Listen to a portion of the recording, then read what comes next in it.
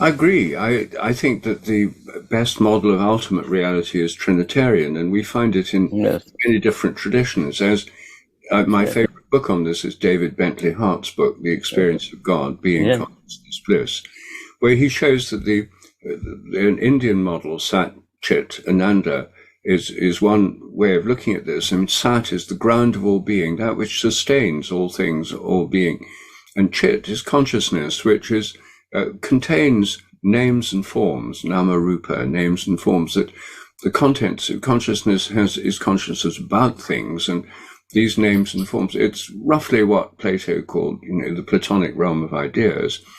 In the Christian Trinity is the Logos. And then Ananda, joy or bliss, that the divine consciousness is blissful, which is why mystical experiences of union with God are usually blissful, because the divine consciousness is blissful. Now, in the Christian model, where we have God the Father as the ground of being and the Logos as the second person of the Trinity, the names and forms which give form, shape, structure, coherence to everything, which underlie the order and form of the world, and also the order and form of our minds, which is why the traditional view is why we can understand nature, is because they have a common source, our minds and the natural world. And then the Holy Spirit, which is the dynamical moving principle, wind, energy, breath, air, flames, flying birds, it's the dynamical principle.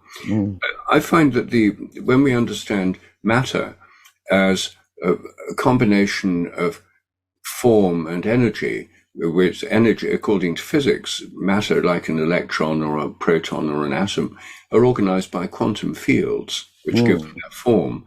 The energy within them is the same energy we see in light, and light can turn into matter, and matter can turn into light. Energy is promiscuous and can take any form.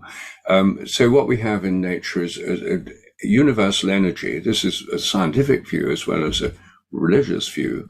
And we have a whole range of possible forms that energy can take.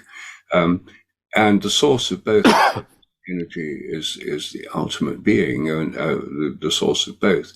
And the primary metaphor is, of course, speaking, because when I speak, I'm the speaker. The words I'm saying have form, structure, shape, connection with each other, meaning. But in order to say them, I have to be breathing out. There has to be a flow of air. And if I have just the words, they're silent in my mind. If I have just the flow of air, it's a kind of white noise of undifferentiated energy. But the two together make the words which can then relate and communicate and give structure and meaning. So I think that this metaphor, I find this particular metaphor of the Holy Trinity particularly